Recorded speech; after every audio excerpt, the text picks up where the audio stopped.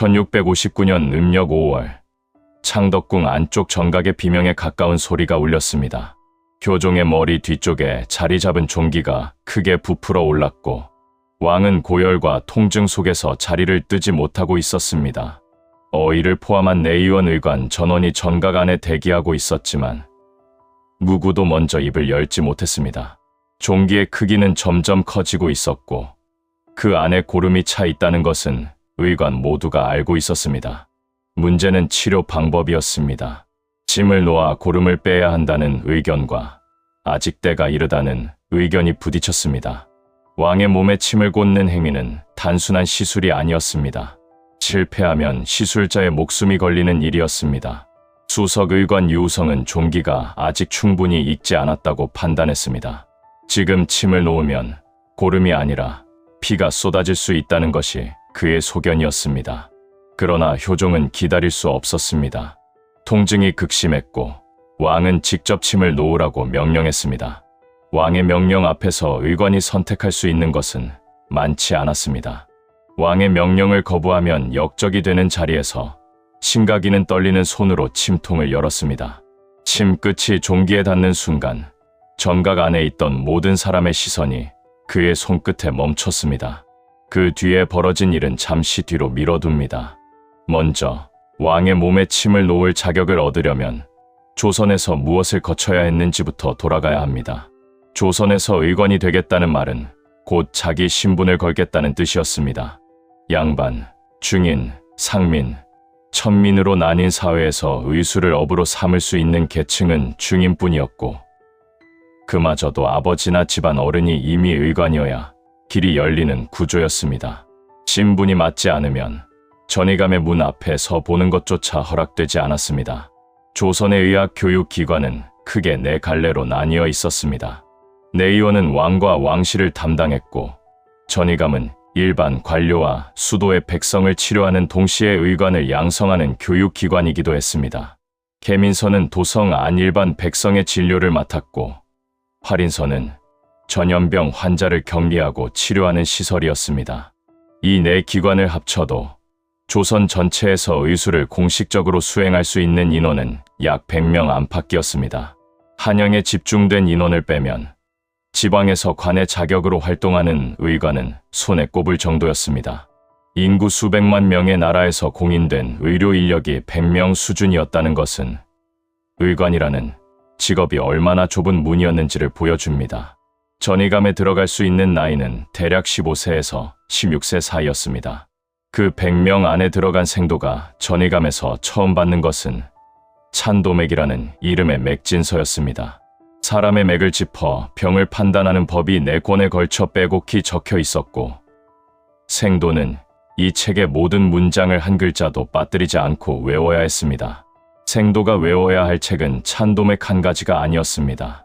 동인경이라는 침구서가 그 다음에 놓였는데 사람 몸 전체의 경혈 위치와 12경락의 흠이 빠짐없이 적힌 책이었습니다. 이 2권을 한 글자도 틀리지 않고 암송하는 것이 시험의 첫 번째 관문이었습니다. 암송 실력을 검증하는 방식은 배강이라 불렸습니다. 시험관 앞에 놓인 대나무 통 안에는 의서 본문의 첫 글자만 적힌 나무 막대가 들어 있었고 생도가 그중 하나를 뽑으면 그 글자에 해당하는 대목을 처음부터 끝까지 막힘없이 줄줄 외워야 했습니다. 한 글자라도 어긋나면 그 자리에서 탈락이었습니다. 어디가 나올지 골라서 준비할 수 없었기에 책 전체를 머릿속에 넣어두는 것 외에는 방법이 없었습니다. 전의감 마루에 앉아 새벽부터 밤까지 같은 구절을 소리내어 반복하는 날이 수백일 이어졌고 4권짜리 맥진서와 전신경혈이 실린 침구서를 통째로 외우는데 보통 몇 해가 걸렸습니다. 외우는 과목은 2이었지만 시험장에서 펼쳐지는 과목은 훨씬 많았습니다. 직지방, 득효방, 부인대전, 창진지, 태산지, 구급방, 화재방, 본초, 침구 등 9종류의 책을 시험관 앞에서 펴고 질문에 답하는 구술 시험을 치러야 했습니다. 어떤 책의 어느 대목이 나올지는 시험 직전까지 알 수 없었습니다. 이 구술 시험을 인문고강이라 불렀는데 단순히 문장을 읽는 것으로는 통과할 수 없었습니다. 시험관이 환자의 증상을 가정하여 질문을 던졌고, 생도는 해당 의서의 내용을 근거로 처방과 치료, 방침을 즉석에서 설명해야 했습니다. 답변이 늦어지는 순간 최전표의 등급은 내려갔습니다. 1746년 속대전이 반포된 뒤에는 시험 범위가 한층 더 넓어졌습니다. 소문, 의학정전, 동원십서 3권이 교과서 목록에 새로 올라왔는데 기존의 9과목 위에 3과목이 더해졌음에도 시험 일정이나 선발 정원은 전혀 달라지지 않았습니다. 전이감의 교육에는 졸업이라는 개념이 존재하지 않았습니다. 몇 년을 공부하든 시험에 붙지 못하면 전이감 안에서의 나날은 끝나지 않았고, 생도 한 사람 한 사람이 각자 책을 펴고 외우는 개별 학습이 기본이었습니다. 옆에 앉은 생도가 얼마나 진도를 나갔는지조차 알 수 없는 고립된 구조였습니다. 다만 방치되지는 않았습니다. 생도가 매일 읽은 분량을 기록하는 서종법이 있었고, 출석 일수와 학습량을 점수로 환산하는 원점법이 그 위에 얹혀 있었습니다. 2가지 기준 가운데 하나라도 채우지 못하면 시험 자격이 박탈되었고, 기준 미달이 이어지면 전이감 밖으로 밀려났습니다. 세조는 의관들에게 매달 초하루와 보름에 직접 강의를 시켰고, 세종은 매달 시험을 치르게 하여 성적이 낮은 관원을 곧바로 강등시켰습니다. 관원이 서리 직급까지 떨어지면 사실상 의관 신분을 잃는 것과 같았고, 복직까지 수년이 걸리는 경우도 적지 않았습니다. 의관 신분에서 떨어지는 데 시험 한 번이면 충분한 시대였습니다. 암송만으로는 의관 자격에 닿을 수 없었습니다. 전이감에서는 분문강습법이라 하여 진매, 약 조제, 침 놓기를 분야별로 나누어 실습시켰고, 생도들은 숙련된 의관이 환자를 치료하는 자리에 따라 들어가 옆에서 지켜보는 것으로 임상 감각을 익혔습니다. 이 모든 과정을 마친 생도가 비로소 들어설 수 있는 것이 의과 시험장이었습니다.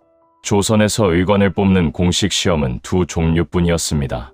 3년에 한 번 열리는 식년시, 그리고 나라에 경사가 있을 때 비정기적으로 시행되는 증광시가 그것이었습니다. 식년시의 첫 단계는 초시였습니다.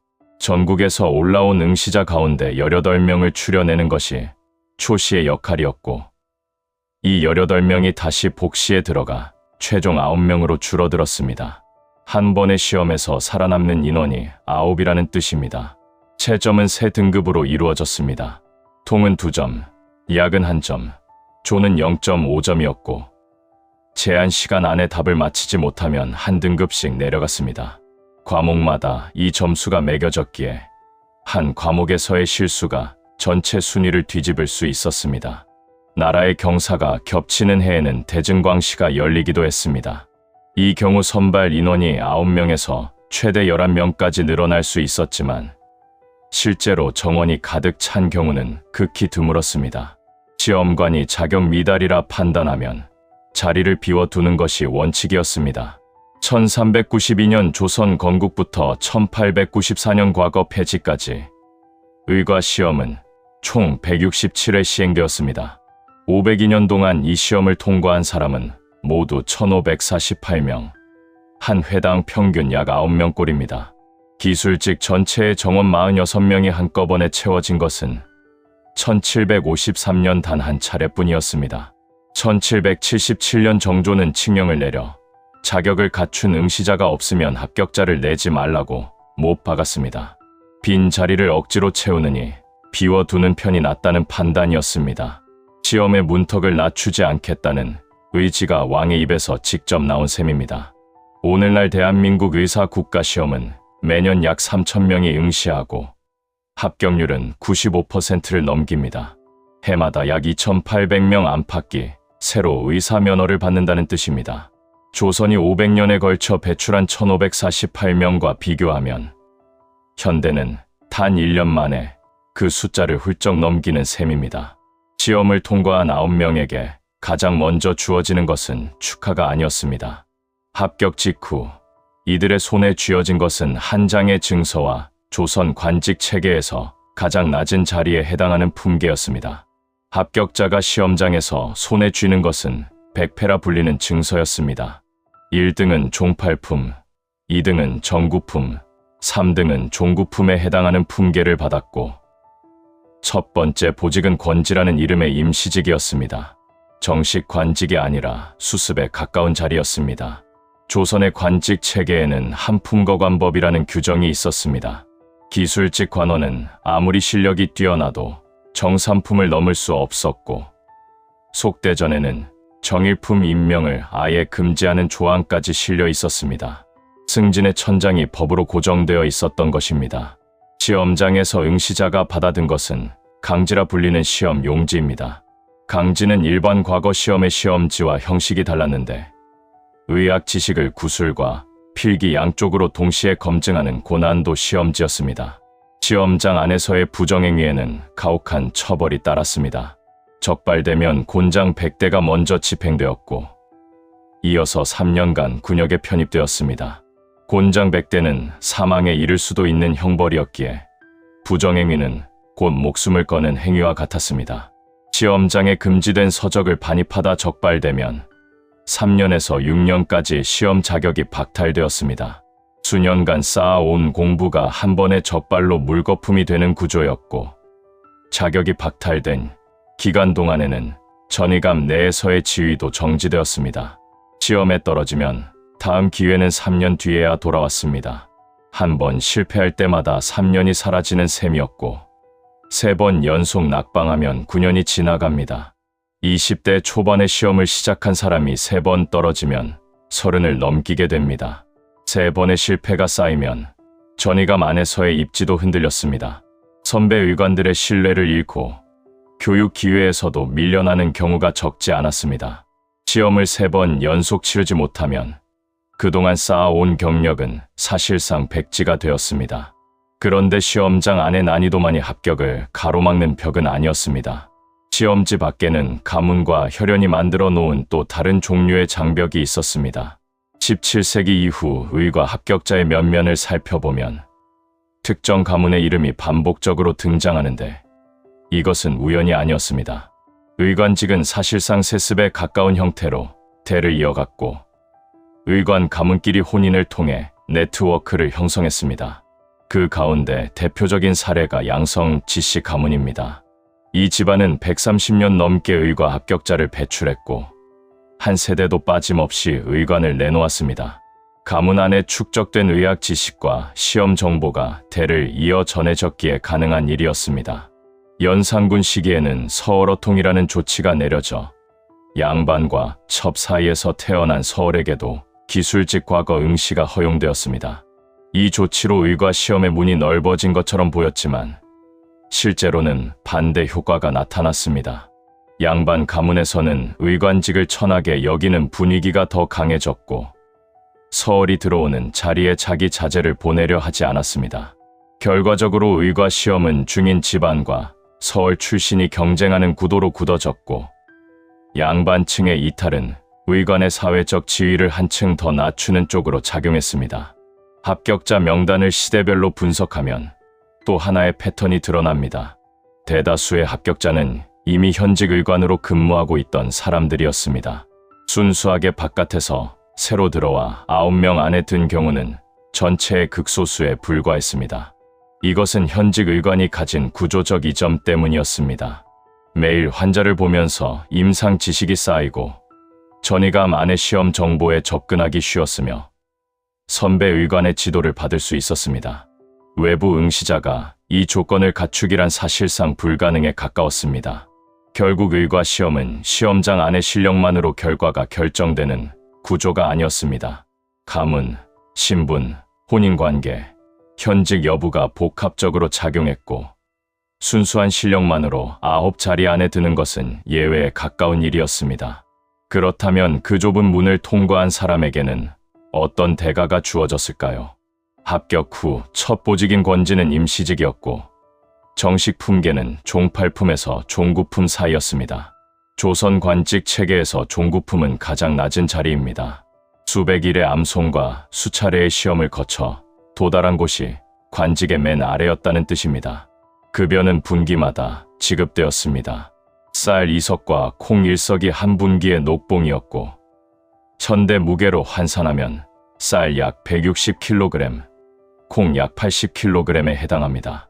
오늘날 가격으로 환산하면 한 분기에 27만 원에서 40만 원 사이, 한 달 기준으로는 약 10만 원 안팎의 수입이었습니다.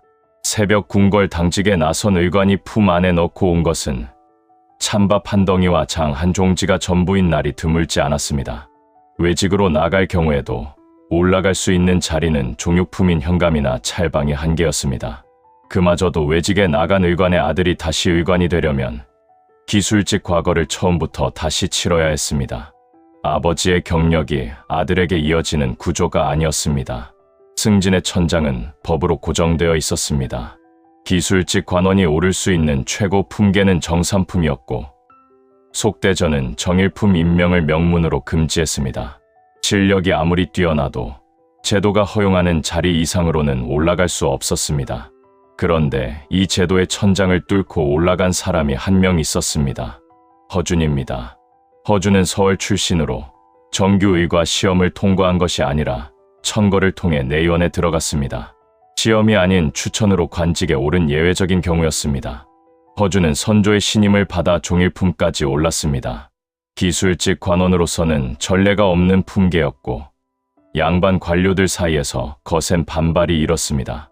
중인 출신, 그것도 서얼이 종일품에 앉는 것은 조선의 신분 질서를 정면으로 거스르는 일이었습니다. 허준은 선조의 명을 받아 10여 년에 걸쳐 25권짜리 의서 동의보감을 편찬했습니다. 이 책은 조선의학의 집대성으로 평가받지만 허준 자신은 광해군 때 탄핵을 받아 유배되었습니다. 사후에야 정일품으로 추증되었는데 살아서는 끝내 닿지 못한 자리였습니다. 허준 같은 천거가 아닌 일반적인 경로로 의관이 되려는 사람에게는 취재시험이라는 또 다른 길이 있었습니다. 그러나 취재시험 출신은 정규의과 합격자보다 낮은 품계에서 출발했고 승진 속도도 현저히 느렸습니다. 민간에서 독학으로 의술을 익힌 유일한 부류도 있었습니다. 이들은 관직 없이 환자를 치료했지만 공식 시험을 치를 자격 자체가 없는 경우가 많았습니다. 간혹 실력을 인정받아 관직에 오르는 경우가 있었으나 정규의과 출신보다 한참 아래에서 시작해야 했습니다. 1406년 태종은 의녀 제도를 도입했습니다. 여성에게 의학 교육을 시키되 공식의과 시험에는 응시할 수 없도록 한 제도였습니다. 의녀는 궁궐 안 여성 환자의 진료를 담당했지만 신부는 관비에 머물렀고 일부는 약방기생으로 불리며 의료와 무관한 역할을 강요받기도 했습니다. 분기마다 쌀 2석을 받으며 승진은 정삼품에서 막히고 왕의 몸에 침을 놓다 실패하면 목숨이 위태로운 자리, 조선의 의관이라는 직업이 가진 현실은 이러했습니다. 그리고 이제 1659년 창덕궁으로 돌아갈 차례입니다. 500년 조선 역사에서 왕의 치료에 관여한 뒤 사후 처벌을 받은 의관의 사례는 4건이 기록에 남아 있습니다. 그 가운데 3건은 파직이나 유배로 끝났고 실제로 목숨을 잃은 경우는 단 1건뿐이었습니다. 왕들이 의관을 함부로 죽이지 않은 데는 현실적인 이유가 있었습니다. 3년에 한 번 9명만 통과하는 시험 구조에서 숙련된 의관 1명을 잃는 것은 대체 인력을 확보하기까지 수년이 걸릴 수 있다는 뜻이었습니다. 의관의 목숨은 왕실 의료, 체계의 안정성과 직결되어 있었습니다. 1659년에 목숨을 잃은 그 1명이 바로 신가기입니다. 신가기는 원래 군인 출신이었습니다. 인조 시기에 침술 실력을 인정받아 내원에 발탁되었고 정규의과 시험을 거치지 않은 채 왕실 의관의 자리에 올랐습니다. 신가기의 직함은 침이었습니다. 약을 처방하는 의관과 달리 침이는 환자의 몸에 직접 침을 놓는 역할을 맡았습니다. 침 끝이 닿는 순간의 판단이 환자의 상태를 좌우했고 그 환자가 왕의 경우 침이의 운명도 함께 결정되었습니다. 1659년 음력 5월 효종의 머리 뒤쪽 종기는 이미 상당히 커져 있었습니다. 수석의관 유우성은 종기가 아직 충분히 곪지 않았다고 판단하고 침을 놓는 것을 만류했습니다. 지금 찌르면 고름이 아니라 피가 터져 나올 수 있다는 것이 그의 소견이었습니다. 그러나 효종은 고통을 더 이상 참을 수 없었습니다. 왕은 직접 침을 놓으라고 명령했고 유우성의 반대 의견은 묵살되었습니다. 왕의 명령이 떨어진 이상 시술을 거부할 수 있는 의관은 없었습니다. 진가기가 침통을 들었습니다. 짐이 종기에 들어간 순간 고름 대신 피가 쏟아졌습니다. 유우성의 경고가 현실이 된 것이었습니다. 출혈을 막기 위해 붕대와 약재가 동원되었지만 피는 멈추지 않았습니다. 정각 안에는 피비린내와 약 냄새가 뒤섞여 가득 찼습니다. 교종의 의식은 빠르게 흐려졌습니다. 내의원 의관 전원이 달라붙었지만 출혈을 멈출 수 없었고 왕은 그날 안에 숨을 거두었습니다. 짐 한 번이 왕의 생명을 끝낸 것입니다. 왕이 죽은 뒤 조정에서는 신가기의 처벌을 놓고 논쟁이 벌어졌습니다. 차명을 주장하는 쪽과 교영을 주장하는 쪽이 맞섰습니다. 차명은 목을 베는 것이고 교영은 목을 매다는 것이었습니다. 새로 즉위한 현종은 교영을 택했습니다. 신가기는 조선 500년 역사에서 왕의 치료, 실패로 처형된 유일한 의관이 되었습니다. 군인 출신으로 발탁되어 왕의 곁에 섰던 사람의 끝이 교수되었습니다. 수석 의관 유우성도 책임을 피하지 못했습니다. 시술을 만류했음에도 불구하고 왕의 주치의로서 최종 책임이 있다는 논리로 탄핵을 받았습니다. 유우성은 관직을 빼앗기고 유배되었습니다. 그러나 유우성의 유배는 오래가지 않았습니다. 숙련된 의관이 부족하다는 현실적인 문제가 곧바로 드러났기 때문입니다. 유우성은 얼마 지나지 않아 사면되어 복직했습니다. 의관 한 명을 잃는 것이 왕실 의료에 얼마나 큰 공백을 만드는지를 보여주는 사례였습니다. 조선의 왕이 모두 의관의 목숨에 무관심했던 것은 아닙니다. 교종보다 2세대 앞선 세조는 왕 가운데 의학에 가장 깊이 관여한 인물이었습니다.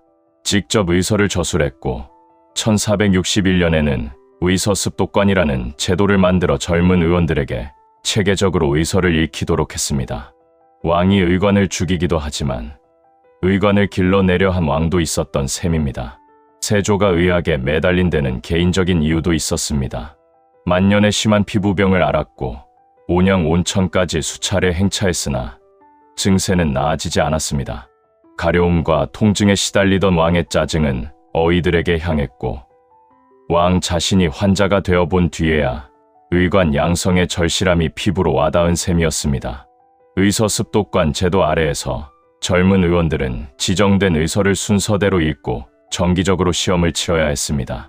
이 제도는 전의감의 교육 체계를 한 단계 끌어올렸다는 평가를 받았고 이후 조선의학 교육의 기본 틀 가운데 하나로 자리 잡았습니다.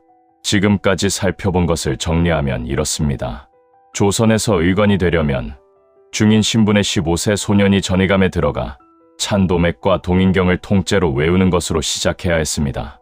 그 뒤에 9종류의 의서에 대한 구술시험, 임상실습, 서종법과 원전법에 의한 출석 관리가 이어졌습니다. 이 과정을 마친 뒤에야 3년에 한 번 열리는 의과 식년시에 응시할 수 있었습니다. 초시에서 18명, 복시에서 9명, 502년 동안 167회 시행, 총 1548명 합격, 기술직 전체 정원 46명이 가득 찬 것은 역사상 단 한 번이었습니다.